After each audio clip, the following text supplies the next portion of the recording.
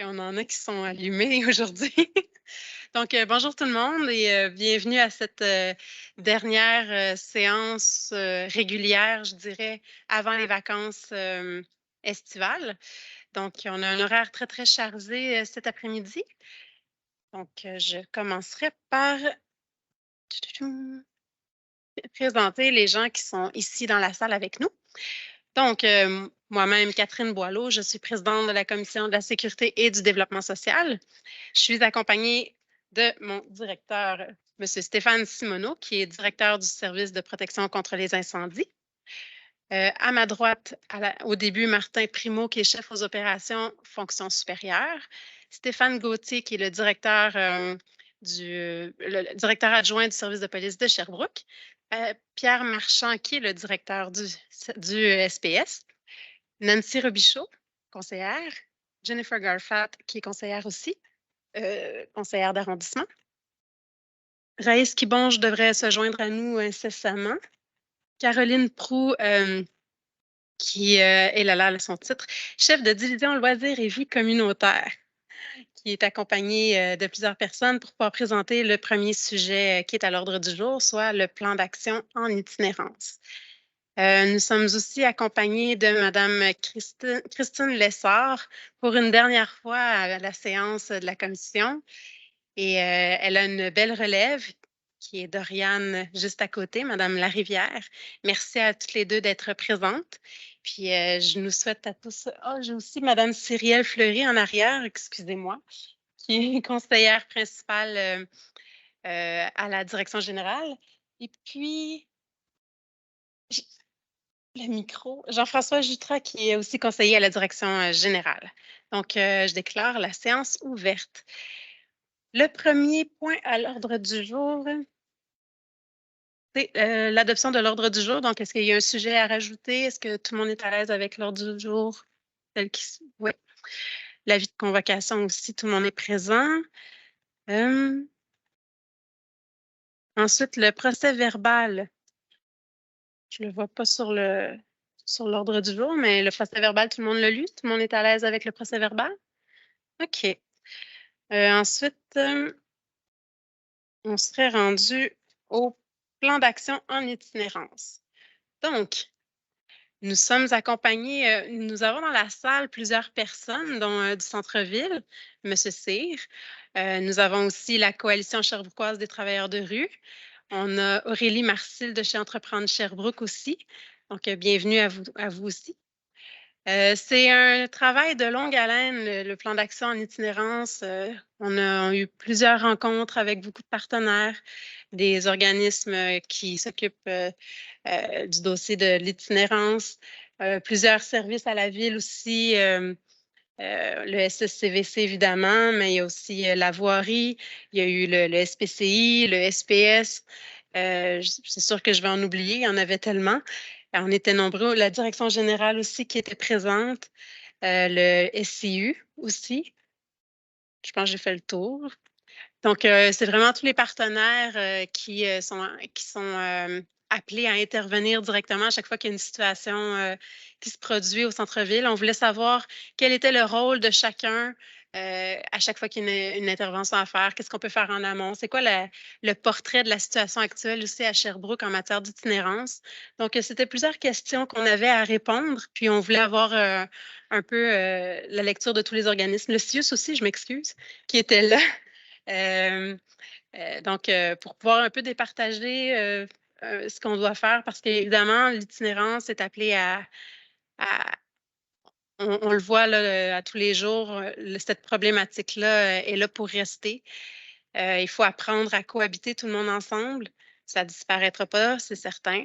Donc, il faut trouver des moyens d'accompagner les personnes qui vivent en situation d'itinérance de la meilleure façon possible avec les outils que nous avons. Et puis, c'est un travail d'équipe, donc c'est pour ça qu'on voulait se réunir tout le monde ensemble pour pouvoir développer ce plan d'action-là.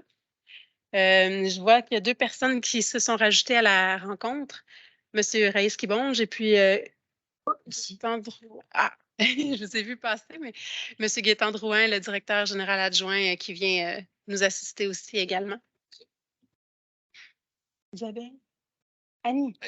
Oui, Annie Godbout aussi, qui est conseillère municipale, qui est venue se joindre à nous. Donc, sans plus attendre, je laisserai Mme Proulx nous présenter notre plan d'action en itinérance. Merci, Madame Boileau.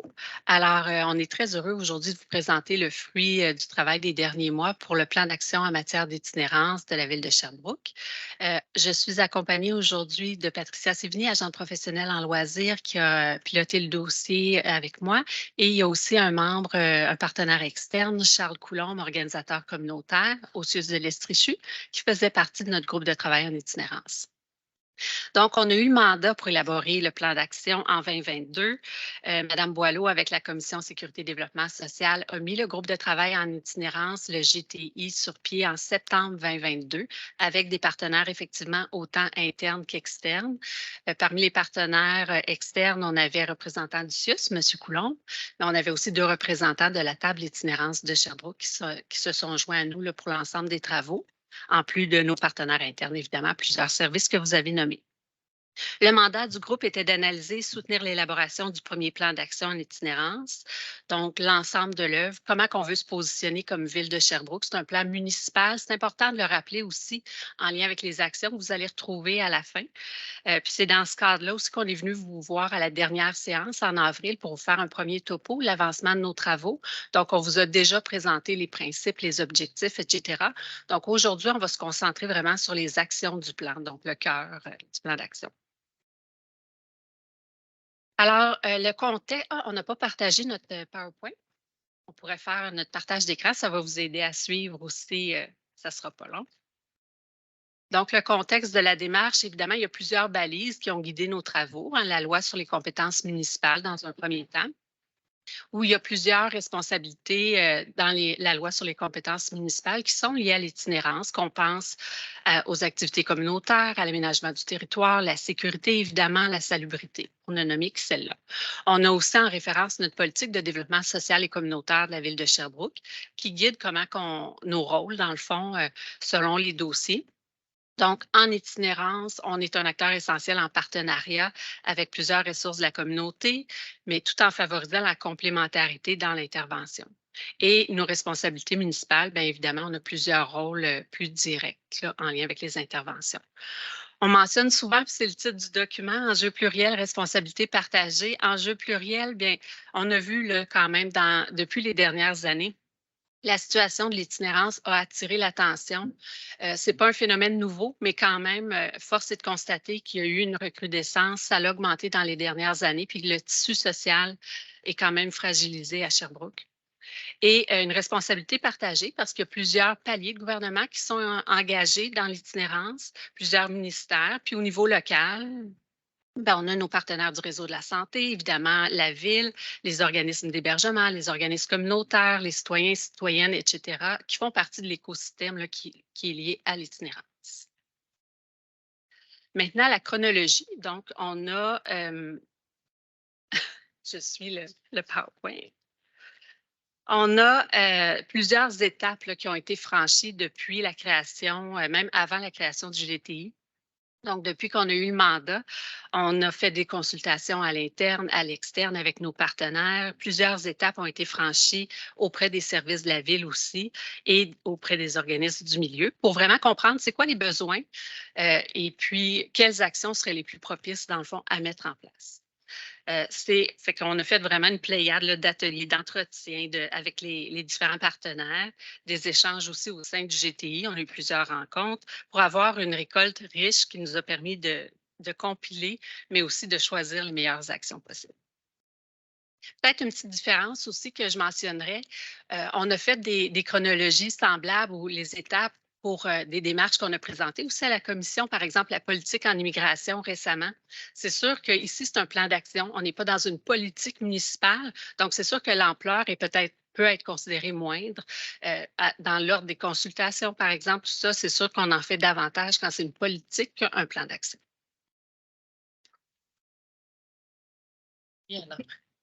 Je reprends le relais. Merci, Caroline. Donc, premier plan d'action municipal en matière d'itinérance à la Ville de Sherbrooke. C'est un plan d'action sur 4 ans, donc c'est de 2023 à 2026. Ce plan d'action-là, il est transversal et il est surtout complémentaire et en respect des responsabilités partagées des autres acteurs du milieu sherbrookois. Donc, c'est pour ça qu'on est content d'avoir un partenaire du CIUS ici aujourd'hui, ainsi que des partenaires communautaires dans la salle. Alors, comme Caroline vous disait tantôt, au mois d'avril, on a ensemble brossé un petit peu les informations que vous allez retrouver dans le nouveau plan d'action. Donc, tout ce qui était les acronymes, la définition, comment on accrochait quand même ce plan d'action-là à une politique qui est existante, qui est la politique de développement social et communautaire de la ville de Sherbrooke. Et on a aussi, on vous a présenté les enjeux qu'on vivait à Sherbrooke, ainsi que on a aussi décliné les responsabilités de chacun des paliers de gouvernement, notamment liés à l'itinérance. Et donc, aujourd'hui, on vient vous présenter les actions de ce plan-là. Donc, rapidement, on fait un petit pas à l'arrière. On vous rappelle qu'il y a 4 actes. Donc, le plan d'action se décline dans un premier temps au niveau du positionnement et de la coordination. Ensuite, on verra un axe sur la formation, la communication et la veille. Ensuite, au niveau de l'axe action-intervention, en fait, dans l'ordre, ça sera le second axe qui sera présenté. C'est la majeure, donc c'est là où la ville intervient le plus. Vous allez voir, il y a une panoplie d'actions qui se retrouvent là. Et enfin, on va terminer avec soutien au milieu et arrimage. Donc, 4 axes, 29 actions et il n'y en a seulement que 14 de nouvelles. Donc, ce que je veux dire par là, c'est qu'il y en a déjà 15 qui sont en cours, qui sont pleinement, activement travaillées dans le milieu. Alors, Caroline? Oui. Alors, le premier axe, positionnement et coordination. Donc, l'ensemble des actions sont ici. Il y a 3 actions liées à cet axe-là. Évidemment, on a un nouveau plan d'action municipal. On va en faire le suivi, la coordination, le déploiement. Donc, c'est la première action. On va faire un bilan annuel, une reddition de compte et des ajustements aussi aux besoins, évidemment, d'ici 2026. Concrètement, on va avoir des rencontres interservices deux par année. Et des suivis réguliers, évidemment, de chacune des actions. Là, avec nos porteurs, il y a des actions que vous verrez sont portées à l'interne et d'autres à l'externe, avec des partenaires externes. On va structurer, puis ça, en fait, c'est déjà fait. Là, on n'a pas attendu l'adoption du plan d'action pour se mettre en action. Donc, structurer les processus communicationnels et d'intervention, il y avait vraiment un manque au niveau de la porte d'entrée municipale, où les gens appellent, que ce soit des collègues, que ce soit un surveillant de parc, que ce soit un citoyen, un commerçant. C'est quoi la porte d'entrée si je vois un enjeu, si j'ai une préoccupation en lien avec l'itinérance? Donc, on a clarifié cette porte d'entrée-là. Et c'est vraiment la ligne citoyenne, le 5858. Les citoyens appellent là. Il y a vraiment une requête spécifique liée aux enjeux liés à l'itinérance. Ça nous permet de faire un suivi plus efficace, plus rapide et d'avoir aussi un meilleur suivi une vue d'ensemble, en fait, des préoccupations de l'ensemble des partenaires, que ce soit un citoyen, un commerçant ou autre.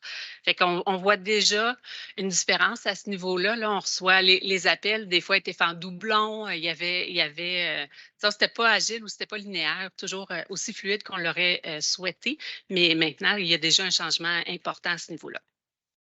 Et développer et mettre en œuvre un outil de veille interne et externe afin d'améliorer la fluidité, le partage d'informations lors des opérations municipales en lien avec des personnes itinérantes ou à risque d'itinérance.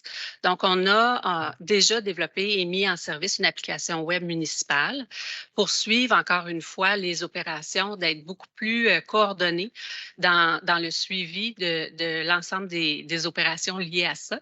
Et ça nous permet aussi d'avoir un tableau de bord pour avoir une perspective d'ensemble avec différents indicateurs qu'on va pouvoir suivre tout au long de l'année.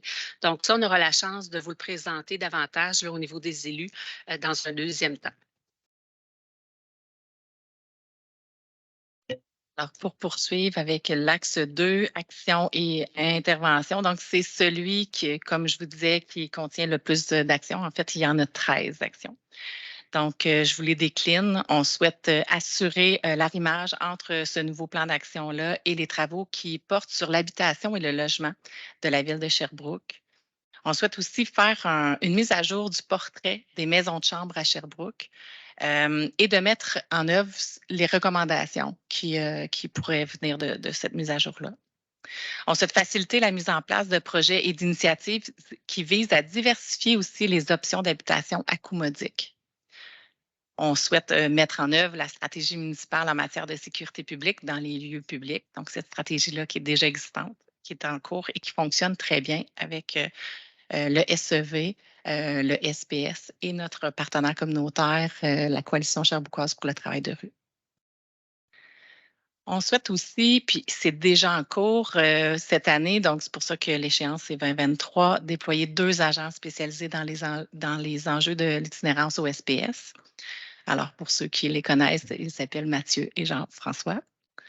On souhaite poursuivre le déploiement plutôt de l'EMIP, ça aussi, cette équipe-là mobile d'intervention psychosociale, qui est finalement un pairage entre un agent du SPS et un intervenant du CIUS. Ça aussi, c'est une action qui est en cours et on souhaite évidemment la maintenir. On souhaite aussi analyser la faisabilité de développer une équipe, puis cette fois-ci, c'est EMRI. Donc, c'est une équipe mobile de référence et d'intervention en itinérance. Donc, c'est grandement inspiré de ce qui se fait à Montréal. Et c'est une équipe qui vient adresser vraiment l'itinérance d'une façon spécialisée. Alors que l'EMIP, tantôt, c'est plutôt la santé mentale. Donc, ça peut être des corollaires, mais pas tout le temps. Alors, on aimerait donc analyser la faisabilité de constituer une telle équipe. On aimerait poursuivre aussi le développement du programme d'accompagnement en justice et intervention communautaire, le PAGIC, qui fonctionne, qui est en cours présentement. Développer et mettre à l'essai un projet pilote de médiation urbaine pour l'accompagnement des personnes qui vivent, travaillent et fréquentent le centre-ville de Sherbrooke dans la gestion de conflits liés à l'occupation de l'espace public. Donc, encore une fois, c'est un agent de dialogue, c'est quelqu'un qui arrive dans une neutralité nouvelle, qui souhaite soutenir puis maintenir, dans le fond, la conversation, le dialogue dans nos milieux, que ce soit dans un quartier en particulier ou que ce soit vraiment dans un stationnement ou même sur un terrain privé.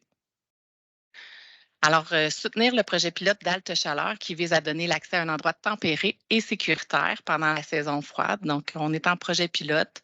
On a fait 4 mois cette année, du 1er décembre au 31 mars. Et nous sommes donc à nouveau en pilote au mois de décembre prochain.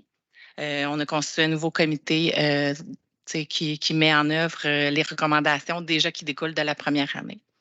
Donc, on souhaite poursuivre ce projet pilote-là. Je termine avec ce diapo. Donc, assurer l'accès aussi à des sanitaires au centre-ville. La pandémie nous a mis vraiment devant le fait que ça nous prend de l'eau potable, ça nous prend des toilettes, des lavabos d'une façon plus particulière au centre-ville, de façon publique. Donc, comment, en s'inspirant de ce qui se fait le mieux dans d'autres villes, on pourrait aussi emboîter le pas. Donc, ce qu'on veut faire dans un premier temps, c'est un portrait des besoins. Puis voir ensuite comment on pourrait décliner certaines initiatives.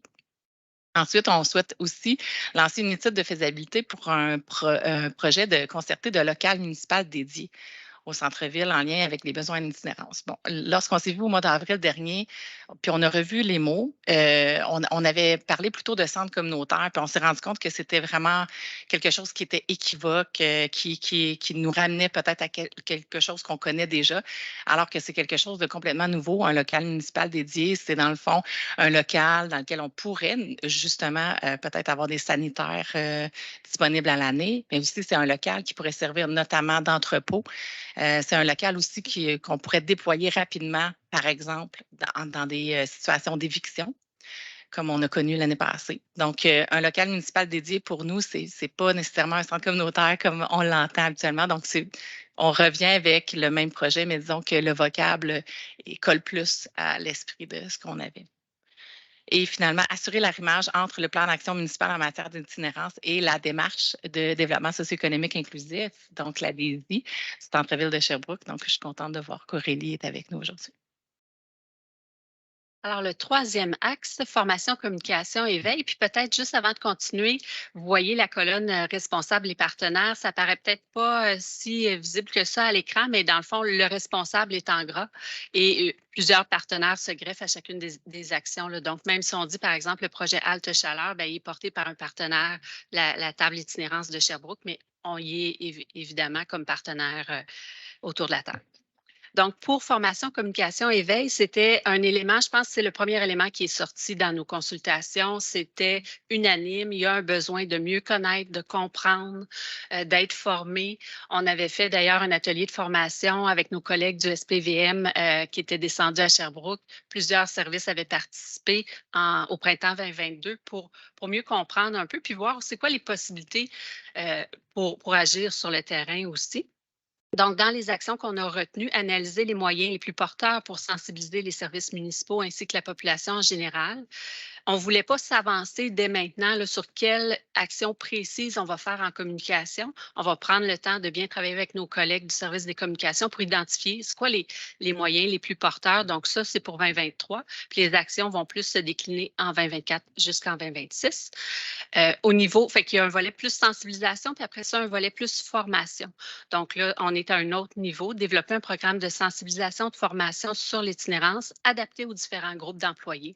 Donc, il est fort possible qu'on ait des formations différentes par service, par exemple. Le SPS a déjà une longueur d'avance à plusieurs égards au niveau de l'itinérance, fait que leurs besoins de formation, par exemple, seraient peut-être différents d'un autre service.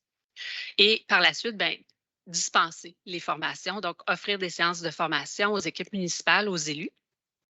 Et finalement, collaborer avec des chercheuses afin de mieux comprendre l'ampleur. Donc, on veut vraiment être à l'affût des opportunités, que ce soit des recherches-actions. On a l'Institut universitaire de première ligne en santé et services sociaux aussi. Donc, des projets pilotes comme la Halte Chaleur est déjà suivi par un projet de recherche d'ailleurs. Donc, on veut avoir cette ouverture-là pour mieux documenter ce qu'on va mettre en place. Peut-être aussi, j'en profiterai pour dire, c'est le plan d'action municipal. Donc, c'est sûr qu'on se concentre davantage sur la formation aux équipes. On veut aussi faire sensibiliser la population, mais il y a aussi un plan d'action stratégique régional qui est porté par le CIUS de l'Estrie-Chute et ils ont le même besoin, formation. Fait qu'on travaille ensemble en complémentarité pour ne pas doubler, mais comment qu'on peut, si on a des partenaires communs dans la communauté, bien, travailler ensemble dans ce sens-là. Et la table itinérance de Sherbrooke également un plan d'action qui vient de se terminer. Donc, encore une fois, formation est un volet qui est couvert par leur plan d'action, fait qu'on travaille vraiment ensemble pour mener ça, là, pour aussi pouvoir mettre des actions avec nos partenaires externes. Et dernier axe, oui. Alors, justement, l'axe soutien au milieu et arrimage. Donc, on souhaite soutenir les organismes communautaires admis qui œuvrent en première ligne auprès des personnes vulnérables et itinérantes. Évidemment, ça, c'est quelque chose qu'on fait déjà, notamment avec nos programmes de base, avec nos programmes d'organismes propriétaires que vous connaissez, là.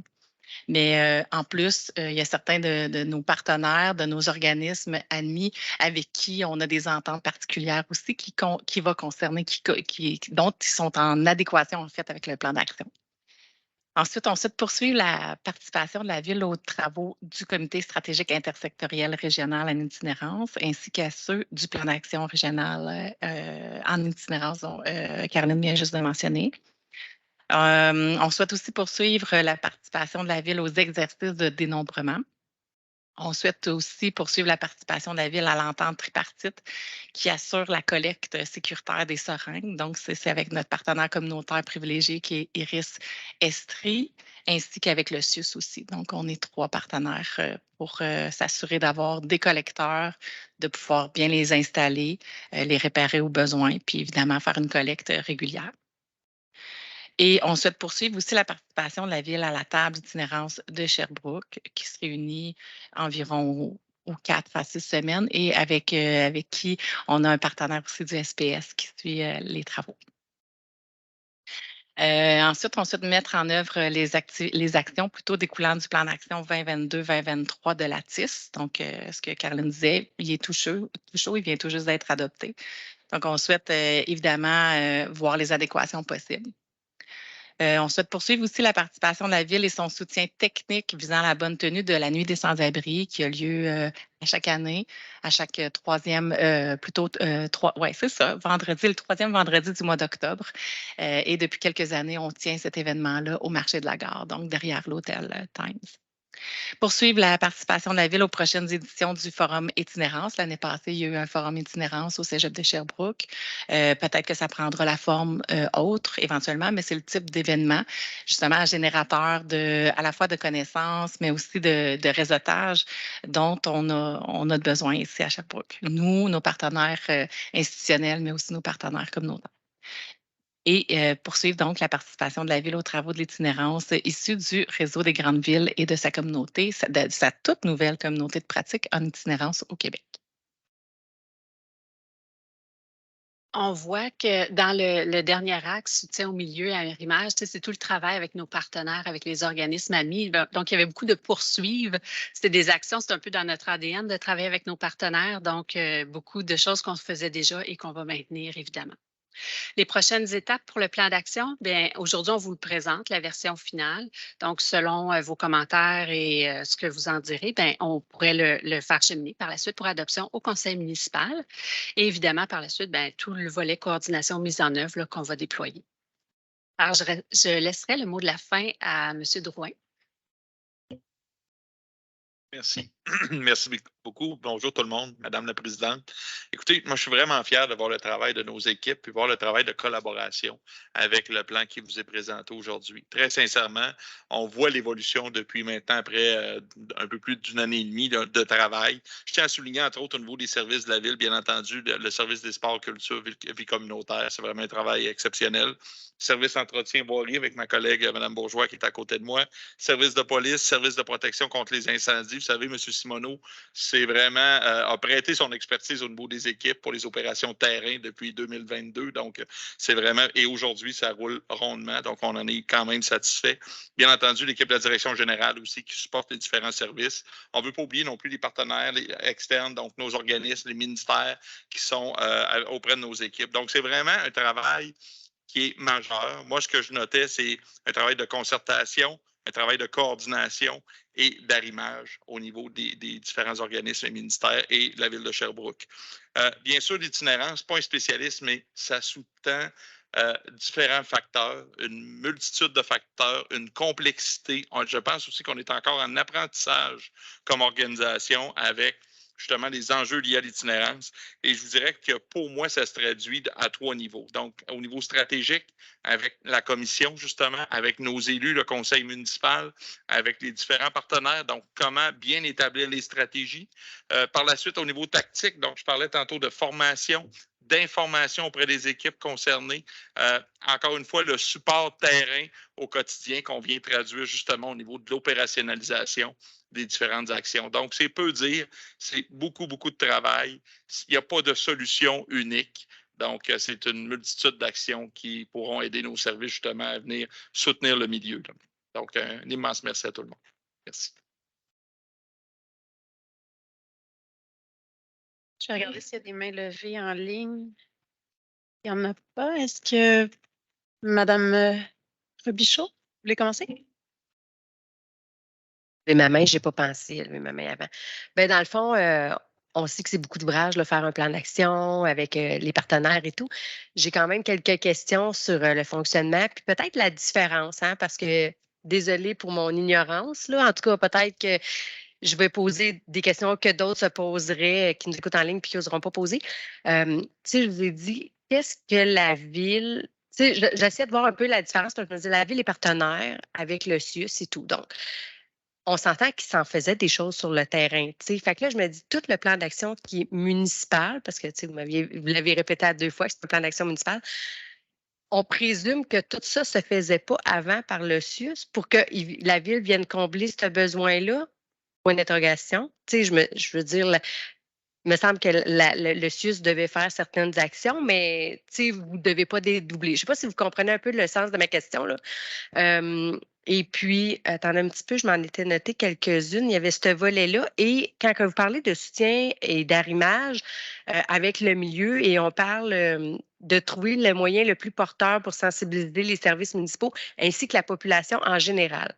Dans la population en général, c'est les citoyens, c'est les commerçants, c'est les autres partenaires, c'est comment vous allez évaluer ou chercher ce qui est le plus porteur pour sensibiliser.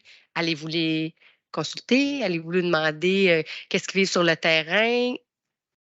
Aux citoyens qui ne sont pas les personnes qui vivent en situation d'itinérance, mais qui ont dans leur entourage cette vérité-là aussi. Là. Parce que quand on voit peut-être, moi, en tout cas, quand je l'ai lu, c'est beaucoup de brage, hein, je vous le reconnais, là, mais tu sais, j'avais un petit peu de difficulté à voir le travail vraiment terrain pour cette portion-là. Là. Mais c'est peut-être pas la ville qui va le faire, c'est peut-être le CIUS, c'est peut-être pour ça que tu sais, c'est un peu confondant pour moi, en tout cas. Je vais essayer de répondre. Si j'oublie des questions, juste me le rappeler. Donc, la différence entre une politique et un plan d'action. Donc, une politique municipale, ça vient baliser ou clarifier de façon plus importante. Là. Quand il n'y a pas de ligne directrice, par exemple, dans la loi des compétences municipales, quand on veut vraiment se donner une orientation stratégique claire de où la ville va intervenir pour 10, 15 ans. Donc, c'est une vision aussi à moyen et long terme. Un plan d'action est quand même beaucoup plus opérationnel. Donc, oui, on veut clarifier, baliser nos actions, mais justement, nos actions, où on s'en va, c'est quoi le positionnement ville? Puis les actions qu'on voit à la fin témoignent aussi de ça. Là. On n'est pas dans une volonté, tu sais, par exemple, une politique, on va avoir des axes, mais on n'aura pas l'action fine. Donc là, ici, c'est très clair. Qu'est-ce qu'on fait? Il y a des indicateurs de telle date à telle date. Donc, grosso modo, c'est la différence. Puis, tu sais, un chantier pour faire une politique, ben c'est un bon 2 ans.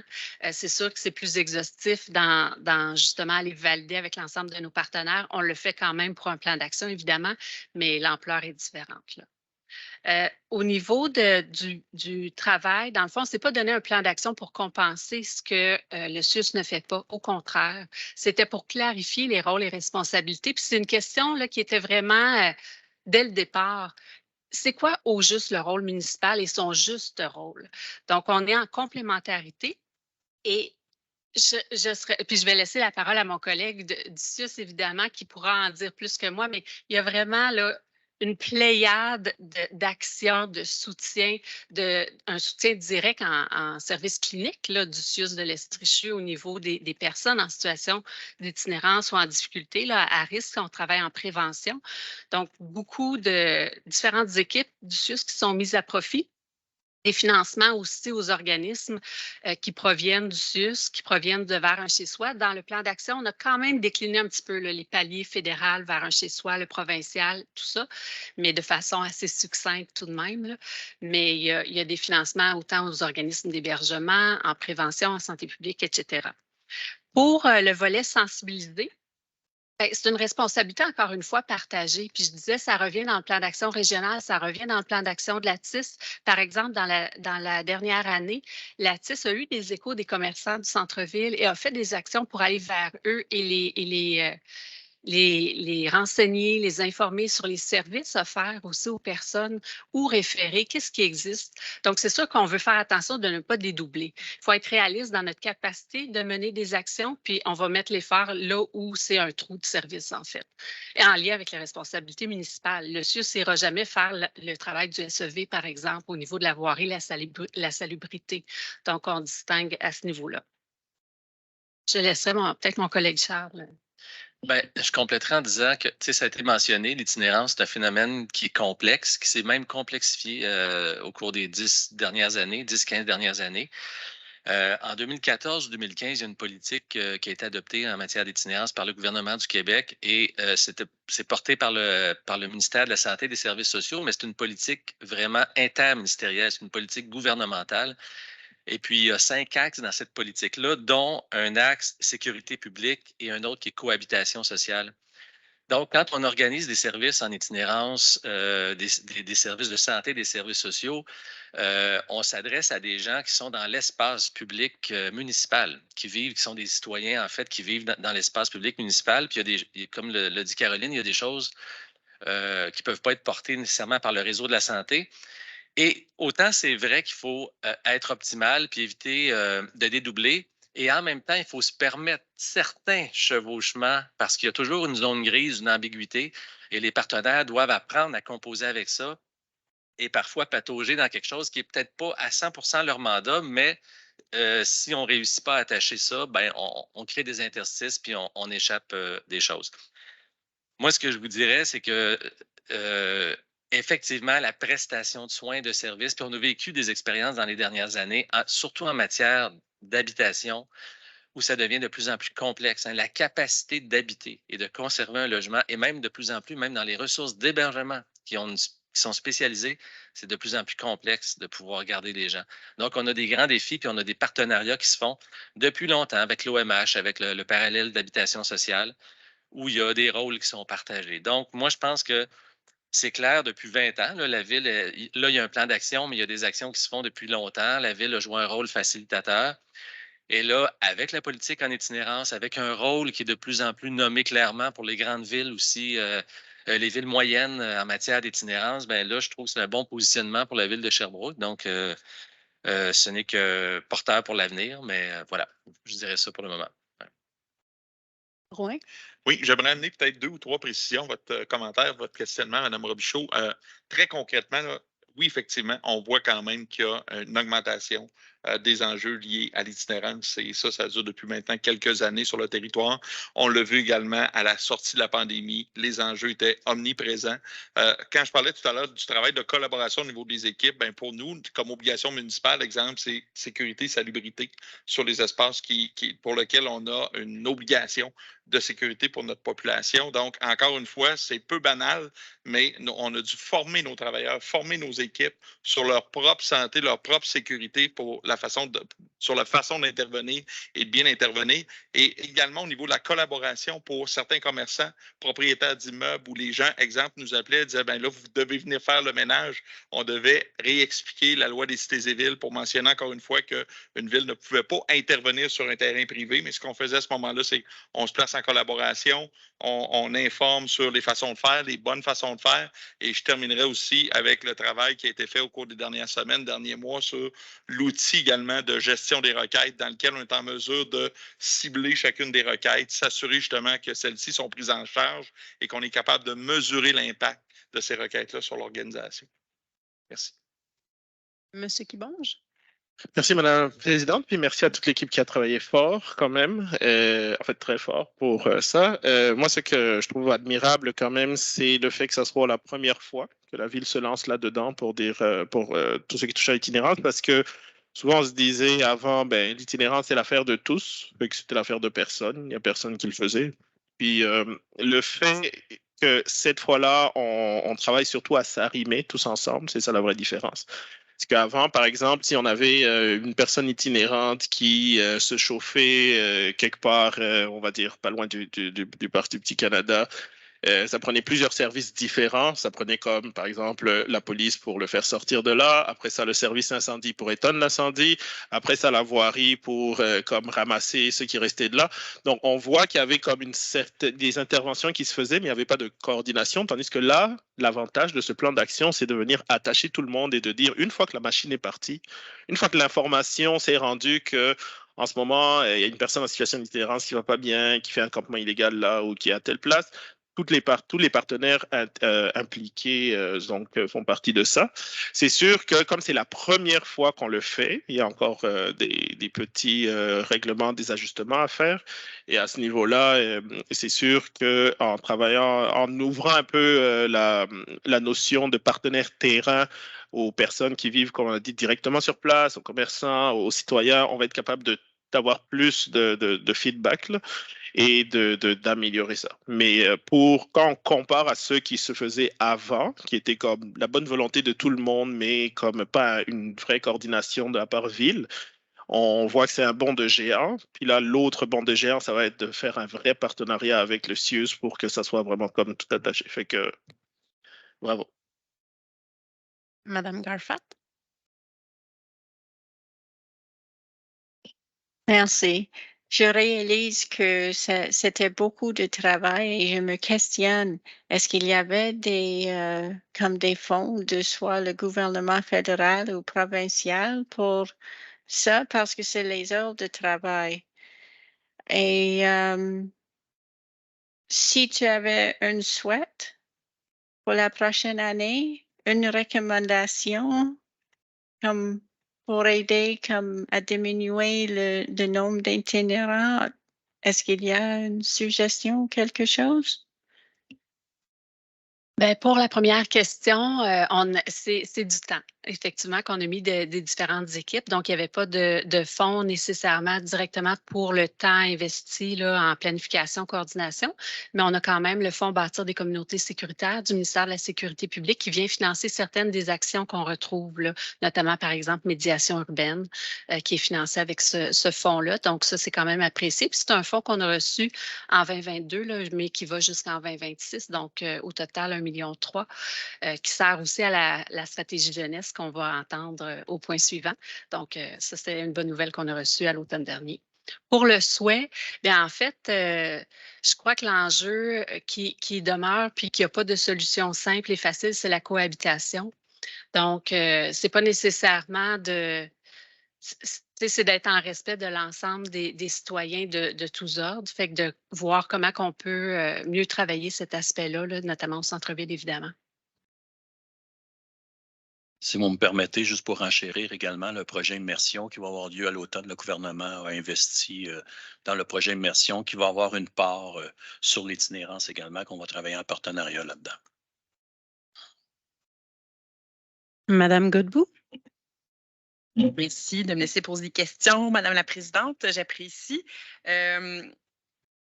Dans le fond, c'est sûr que c'est un enjeu qui est extrêmement complexe, là, puis j'en conviens. Puis j'étais un peu à la même place que ma collègue Robichaud. C'est pas clair dans votre plan, en fait, le rôle des différents partenaires, les carrés de sable en tant que tel. Là, on s'y perd peut-être un peu, puis en même temps, c'est quand même assez important parce qu'il y a beaucoup de partenaires. Si ce n'est que entre le plan d'action municipal versus la table d'itinérance, le rôle entre les deux est pas si clair que ça. C'est sûr que le CIUS a un rôle important, puis c'est ça, fait que c'est pas tant cadré, là, fait que on s'y perd un peu. Donc, moi, ce que je comprends à la lumière en lisant là, le plan, c'est qu'on est beaucoup dans la gestion de l'itinérance et non pas par rapport à l'enjeu. Tu sais, elle a diminué tantôt, la question est très pertinente là, de Jennifer, à savoir qu'est-ce qu'on fait pour diminuer le nombre de personnes itinérantes. Tout ce volet-là est probablement dans un autre plan. Fait qu'on voit qu'au niveau municipal, on est plus dans la gestion. Ils sont là, puis qu'est-ce qu'on fait? En même temps, c'est plus. Il y a d'autres niveaux auxquels il faut essayer de voir. Maintenant, là où je pense à la ville, on ne devrait plus voir de plan d'action sans une colonne qui indique clairement c'est quoi les ressources nécessaires pour réaliser l'action. Parce que c'est bien beau, là, mais ça coûte combien? Là? Il y a combien de ressources à investir? On les a-tu, ces ressources-là? La nouvelle ressource en psycho, je sais pas le nom, là, Emery, là, c'est ça. Ça coûte combien? Parce que là, si on adapte un plan, mais on n'est même pas capable d'investir parce que on sait qu'on commence à être serré au niveau financier, mais ça donne quoi, là? Fait que, mais ça, c'est un message que je lance là, à haut niveau, là, que les plans d'action ne devraient plus se retrouver sans ressources.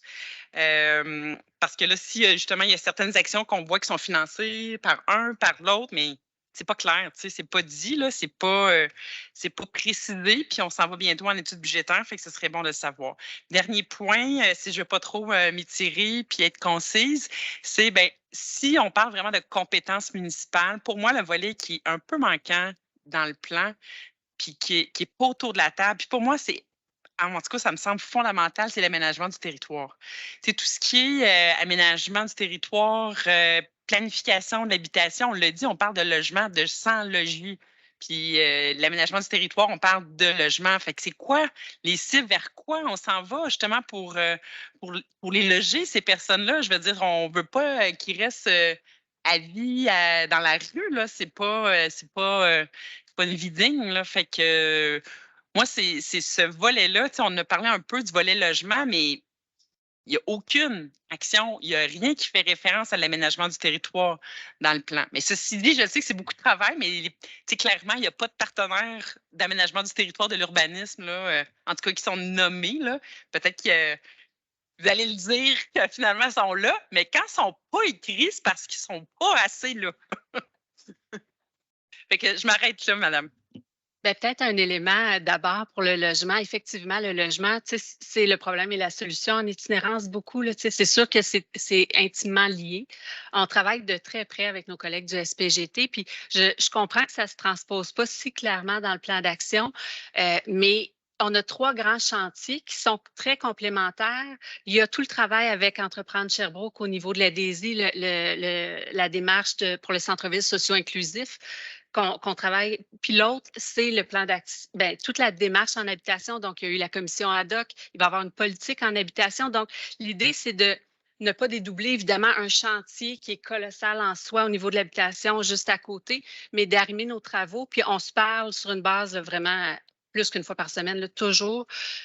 Là, nous, ce qu'on a travaillé ensemble, c'est de dire, on va au moins inscrire parce que le chantier pour la politique de l'habitation, ça va prendre, c'est un chantier. Peut-être 2 ans, je ne sais pas c'est quoi leur échéancier précis, mais on a dit, on va au moins inscrire maison de chambre. Parce que c'est le début du continuum d'habitation. Donc, est-ce qu'on peut avoir un topo à jour au niveau des maisons de chambre? Puis les recommandations, est-ce que ça sera de modifier le règlement municipal pour avoir un certain point d'équilibre? Parce qu'en ce moment, c'est quand même assez circonscrit, rigide. Mais on va attendre d'avoir les recommandations de cette étude-là pour mettre les suites. Fait qu'il y a ça. Puis aussi, on travaille beaucoup avec nos partenaires. On le mentionnait avec le sous-comité de l'ATIS, qui est le comité Hello Hébergement Logement. On a travaillé dans la dernière année avec le parallèle de l'habitation et ce comité-là pour mettre un projet pilote sur la rue Laurier, donc un des anciens bâtiments du partage Saint-François, qui va être une sorte de maison de chambre, mais en partenariat avec les organismes du milieu qui vont faire de l'intervention. Donc, des fois, ça ne transparaît pas. Je pense que ça va être plus éclairant quand on va déposer un bilan. On a nos indicateurs, mais ça va être encore beaucoup plus précis, évidemment. Mais je comprends qu'à la première lecture, ça ne soit pas si évident que ça. L'autre élément pour la gestion, dans le fond, des personnes en situation d'itinérance, c'est sûr que c'est très délicat comme positionnement parce qu'on est aussi en respect des personnes. Il y a beaucoup de services qui existent, que ce soit des refuges, de l'hébergement, mais une personne peut faire un choix conscient de ne pas se prévaloir aussi de ces services-là. Donc, il y a un accompagnement des personnes. Par exemple, on travaille avec la coalition sherbrookoise pour le travail de rue, qui accompagne les personnes dans le respect du choix qu'elles font. Mais comment s'assurer qu'il n'y a pas d'enjeu de sécurité lié à ça? Fait que c'est d'avoir une perspective quand même globale. Est-ce que j'avais vu, Charles? T'avais-tu un petit... OK, complémenté. Puis l'autre... pour le budget, effectivement, il n'y a pas de colonne budget. C'est plutôt rare qu'on les met là, dans les plans d'action adoptés. On a le souci, par ailleurs, de s'assurer que soit qu'il y a des fonds ou c'est plus une action d'analyse, d'étude pour voir si on a des possibilités, on va être prêt. On va avoir fait le travail en amont, puis si on a une possibilité de subvention, par exemple, on a déjà notre topo, puis on sait qu'est-ce qu'on dépose. Fait que c'est plus la perspective qu'on a prise, là, autant pour l'Emery que d'autres éléments, par exemple l'étude pour un local dédié au centre-ville aussi. Monsieur Kibonge. Merci, Madame la Présidente. C'est juste pour compléter un peu, puis revenir un peu sur l'intervention de ma collègue, Madame Godbout. C'est une bonne question de savoir, en effet, est-ce qu'on peut avoir une colonne pour l'argent et où est-ce que ça vient, tout ça. Mais comme on dit, pour ceux qui tiennent à l'itinérance, c'était quelque chose déjà que tout le monde s'occupait. On avait des différents services qui s'occupaient. Là, cette démarche-là vient juste comme un peu clarifier comment est-ce qu'on travaille tous main dans la main. Puis pour en venir à l'exemple que je donnais tantôt, quand il y a un dégât qui se fait dans le parc, par exemple, et qu'il faut enlever une cabane et qu'après ça, il faut replanter le gazon, par exemple, quelqu'un fait le feu là et tout ça, c'est plusieurs services qui vont être mobilisés. Ces services-là ont déjà des fonds, par exemple, pour dire, voilà ce qu'on a prévu pour refaire le gazon, voilà ce qu'on a prévu pour une intervention policière, par exemple, ou pour éteindre un feu. Donc, c'est pas une nouvelle compétence qu'on se crée, c'est plus une coordination pour mieux travailler ensemble qu'on est en train de mettre de l'avant. Et à ce niveau-là aussi, quand on parle de gestion de l'itinérance, c'est vrai, comme Mme Garfat dit, qu'est-ce qu'on peut faire pour empêcher ces personnes-là? Les spécialistes vous diront qu'on on ne sort pas de l'itinérance comme on peut guérir d'une grippe. Il faut un accompagnement, il faut comme marcher avec la personne. Et vu que les gens guérissent ou sortent de l'itinérance à des rythmes différents, la solution idéale, ça serait bien entendu le logement et avoir plus de maisons de chambre, mais c'est comme ça se fait à plusieurs places. Donc, le but ici, c'est de ne pas tout régler parce qu'il n'existe pas de solution parfaite, mais de commencer une démarche qui, dans 5 ans, dans 10 ans, peu importe, là, on arrivera à la solution qui réglera la chose. Donc, en ce moment, tout ce qu'on essaye de faire, c'est de ne pas d'abord empirer la solution et après ça, on commence à la régler.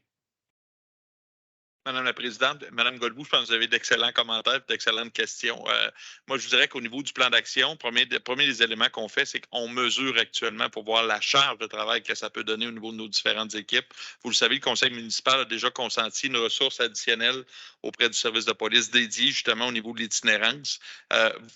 Madame Proulx en a parlé également, là, les enjeux de réinsertion, d'accompagnement, ce que ça peut demander. Et là, il y a vraiment un travail de fond à faire avec les ministères, les organismes, parce que, puis M. Kibonge également le mentionne, c'est vraiment du travail qui doit se faire au quotidien et à chaque fois, c'est des petits gains pour aller chercher une personne en itinérance et réussir à la réintégrer au sein de la société. Donc ça, je pense que c'est un enjeu qui est majeur. L'autre élément également, quand je parlais tout à l'heure des indicateurs de requête et tout ça, bien, encore une fois, c'est des éléments de mesure. Ça nous permet vraiment de voir où est-ce qu'on en est. Puis, je vous avouerai que si on reculait d'il y a à peine un an et demi, on allait en intervention, mais on ne mesurait pas vraiment l'ensemble des actions qui étaient requises, l'ensemble de la collaboration requise. Donc, je pense qu'on a vraiment un travail qui est en progression, qui est en amélioration. Et je terminerai aussi sur l'aménagement du territoire. Comme vous le savez, avec l'arrivée de ma nouvelle collègue Véronique Anger. Véronique est en réflexion aussi actuellement avec les équipes pour voir un peu d'éventuelles actions en matière d'aménagement, en prenant en considération, bien entendu, là, les enjeux reliés à l'itinérance. Merci.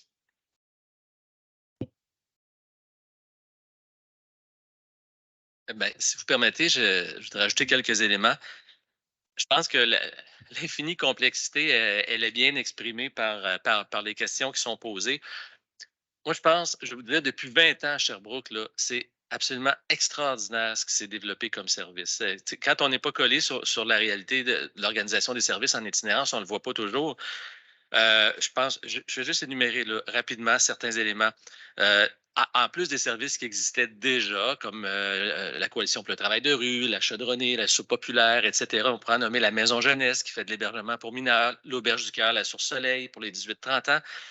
On a créé l'Autre Toit, du logement social avec soutien. Alors, on a créé le Tremplin avec un milieu de vie, un service de fiducie volontaire. On a créé une équipe itinérance dans le réseau de la santé. On a mis sur pied un refuge mixte avec une approche de réduction des méfaits qui s'appelle l'accueil Poirier. Qui a aussi développé de l'hébergement pour femmes. On a aussi un service d'accompagnement pour aider les personnes dans la recherche de logement. On a mis sur pied plus récemment un centre de jour. Tout ça, là, c'est des fleurs qui se sont ajoutées dans le jardin. Fait que c'est considérable. Mais on fait face à un phénomène tellement complexe qui a des causes individuelles, oui, mais qui a des causes structurelles comme l'organisation des services, l'aménagement du territoire. Il y a plusieurs années à Montréal, il y a des maisons de chambre qui sont disparues, qui ont jeté à la rue des dizaines et des dizaines de personnes qui, avant ça, n'étaient pas considérées comme des personnes en situation d'itinérance, mais qui sont devenues du jour au lendemain des personnes itinérantes, indépendamment de leur capacité ou de leur volonté de sortir de la rue. Fait que ça, c'est des causes structurelles aussi. Donc, on est confronté à deux choses. Comment agir sur la désaffiliation sociale et la prévenir? Ça, c'est une dimension. Et l'autre, c'est comment on organise une réponse sociale aussi en termes d'organisation de services. Là-dessus, on est assez performant, je dois dire, de façon générale. Et là, on parle de développement de services, on parle de sortir des personnes de la rue. C'est ce qui fait que la table itinérance s'est donnée comme 3 orientations depuis 15-20 ans, là, 3 motivations, je dirais. La première, c'est améliorer les conditions de vie des personnes en situation d'itinérance, indépendamment de leur capacité de sortir de la rue. On dit que ça peut être des personnes qui vont circuler dans le réseau des ressources, mais on veut essayer de faire en sorte, là, on est vraiment un peu dans la gestion de l'itinérance, dans l'amélioration des conditions de vie ou dans l'évitement de la dégradation de ces conditions-là. Ensuite, c'est chaque fois que c'est possible, on réduit l'itinérance. C'est de sortir des personnes de la rue par toutes sortes de stratégies et finalement prévenir. Et là, prévenir, on est vraiment dans des politiques sociales solides, cohérentes, dans des politiques municipales, dans une amélioration des services du réseau de la santé et des services sociaux, parce que les services, là aussi, ne sont pas toujours adaptés. La motivation et le consentement, là, c'est les deux règles d'or qui font que ça fonctionne bien en général. Mais quand c'est pas toujours là, motivation, consentement, apparent en tout cas, là, ça se complexifie. Puis en itinérance, c'est là que ça commence. Alors qu'en général, dans les services, c'est là que ça se termine, quand quelqu'un ne veut pas. Voilà, c'est ce que j'ajouterais. Donc, dire oui, il y a beaucoup de travail à faire. Je pense que quand on porte un regard dans le rétroviseur, on voit qu'on a fait du travail considérable. Mais quand on côtoie un phénomène qui se complexifie aussi, puis que année après année nous amène des défis qui sont nouveaux, les travailleurs de rue pourraient nous en parler. Qu'est-ce qui se passe maintenant versus il y a 5 ans, 10 ans, 15 ans? C'est un portrait complètement différent. On a mis sur pied, il y a une dizaine d'années, un service de fiducie volontaire pour les personnes en situation d'itinérance qui a complètement changé la donne pour des équipes comme les travailleurs de rue, mais comme l'équipe itinérance, parce que là, on pouvait accompagner des gens sans toujours se préoccuper du budget. Ça nous permettait d'aller plus loin. Chaque fois qu'on ajoute des leviers dans une approche systémique, une approche dans une communauté d'intervention, on crée des conditions gagnantes. Et là, toujours avec le souci de dire comment on fait pour bien connaître les rôles de chacun et comment on fait pour avoir de la souplesse aussi dans les zones grises. Alors, on a tout un défi, mais on s'améliore.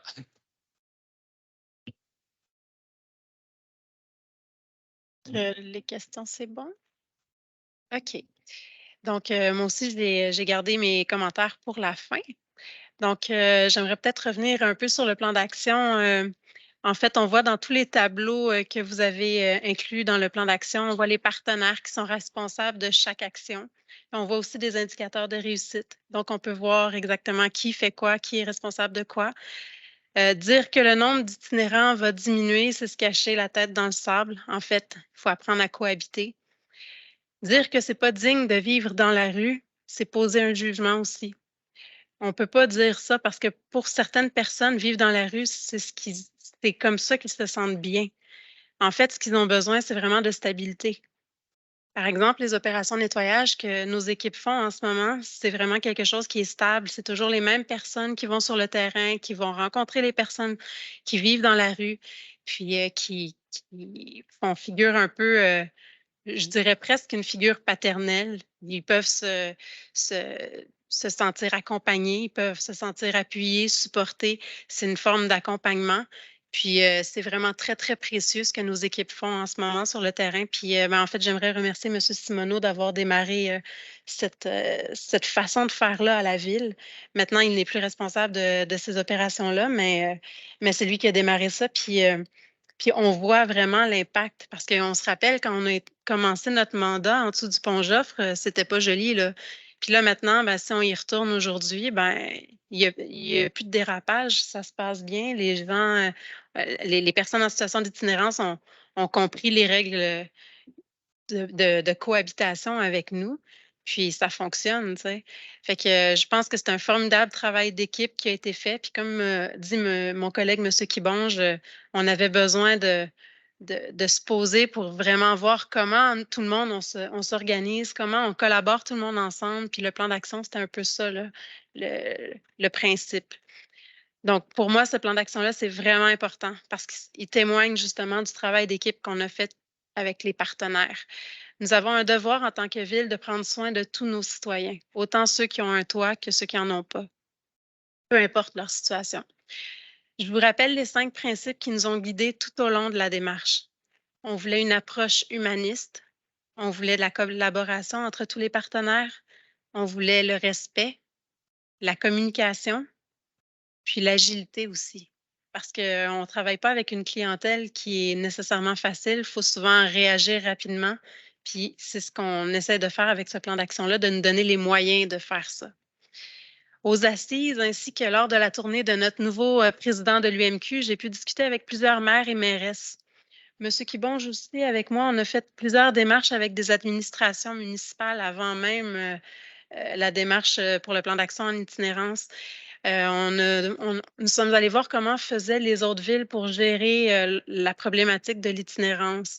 On se demandait est-ce que c'est une bonne pratique, par exemple, d'autoriser un lieu précis où les personnes en situation d'itinérance devraient habiter, mais pas ailleurs dans la ville. Il y avait toutes sortes de questions, des différentes sortes de chambres pour pouvoir les héberger, les moyens aussi de les encadrer pour pas que ça dérape. On sait aussi qu'il y a eu une tournée en Europe de plusieurs maires qui sont allés voir comment ça se passait en Europe, comment ils ont fait pour diminuer le nombre de personnes en situation d'itinérance. C'est vraiment très, très intéressant ce qu'ils ont vu là-bas, mais évidemment, c'est difficilement reproduisable. Reproduisable, oui. Ici, oui, reproductible. En tout cas, ici, parce que au niveau de la santé, c'est pas le municipal qui s'en occupe, c'est le provincial. Tandis qu'en Europe, les municipalités jouent un rôle dans la santé. Donc, c'est pour ça que c'est un peu plus difficile, mais il y a quand même des choses qu'on pourrait peut-être appliquer ici. J'attends aussi d'autres nouvelles de Granby avec leur plan d'action. Qu'est-ce qu'ils ont fait aussi? Ils appellent ça des lieux. Comment ils appellent ça? Dans des lieux de tolérance. Oui, ils appellent ça des lieux de tolérance où ils acceptent que les personnes en situation d'itinérance habitent, si on veut. Il y a des règles précises puis tout ça. Donc, j'attends la documentation par rapport à ça, voir qu'est-ce qui pourrait être intéressant pour nous de faire aussi.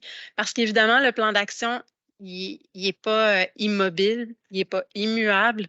C'est quelque chose qui va pouvoir bouger dans le temps avec la situation parce que, comme j'ai dit au début, c'est pas une situation facile, il faut être agile. C'est ce qu'on voulait faire aussi. Donc, je voulais vraiment, je voulais aussi vous rappeler que par rapport à toutes les démarches que on a fait, toutes les conversations que j'ai eues, on est souvent cité en exemple, comme vous l'avez dit, M. Coulombe, Sherbrooke, par rapport à sa collaboration avec les organismes, sa façon de gérer la problématique pour pas qu'il y ait de débordement par rapport à nos interventions qui sont humanitaires. On est vraiment cité en exemple. Donc, j'aimerais féliciter nos équipes parce que c'est vous qui êtes sur le terrain. Je suis allée une fois, là, mais c'est vraiment vous qui êtes sur le terrain, qui voyez à tous les jours nos citoyens qui vivent là. Puis c'est vous qui les accompagnez. Donc, vous faites un très, très beau travail. Puis on rayonne par rapport à ça. Merci pour ce travail, pour le plan d'action. C'était un travail colossal. On s'est rencontrés beaucoup. On a bloqué nos agendas pas mal. Mais tout le monde était là, tout le monde était présent, tout le monde était content de travailler à ça. C'était un beau travail de partenariat. Puis ça montre l'importance que cet enjeu-là a pour nous tous. Donc, merci. On passerait au prochain. Oui, oui, oui. En fait, je voulais valider avec vous si vous êtes à l'aise avec la recommandation telle qu'elle est inscrite au sommaire décisionnel de faire cheminer le dossier plus rapidement pour qu'il arrive au CE et au CM, probablement au dernier CM du 4 juillet. Parce qu'évidemment, la période estivale, avec l'itinérance, il y a beaucoup de choses qui peuvent se passer. Donc, c'est sûr que si le plan est adopté, ça serait aidant. Donc, je vous en fais la demande si vous êtes à l'aise avec la recommandation inscrite au dossier. Madame Garfat, êtes-vous à l'aise? Oui, oui, je suis à l'aise. J'ai vu Madame Robichaud qui a... Oui. Non, je voulais juste dire aussi que c'est bien qu'on a commencé dans le mandat précédent aussi, parce que c'est un sujet qui peut prendre du temps et donc chaque année, on fait un peu plus. Donc, c'est bien.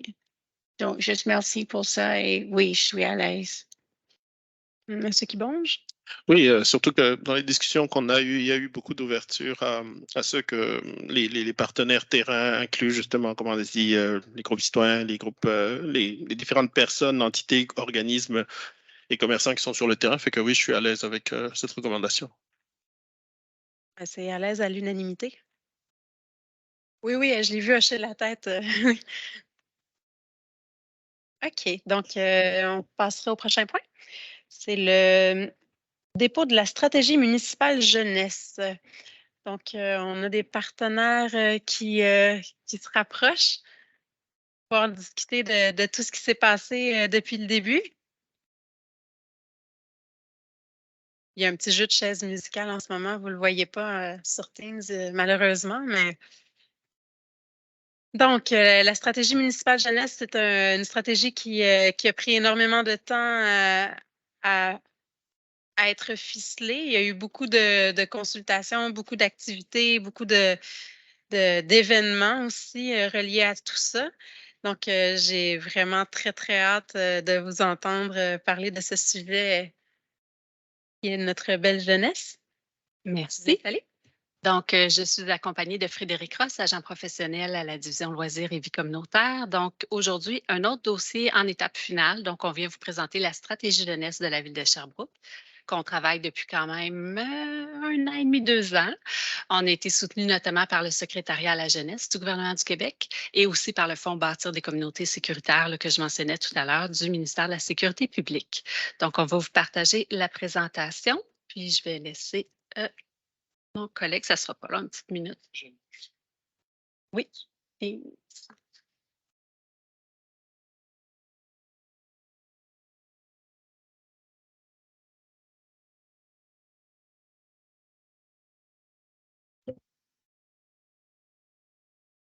Donc, merci.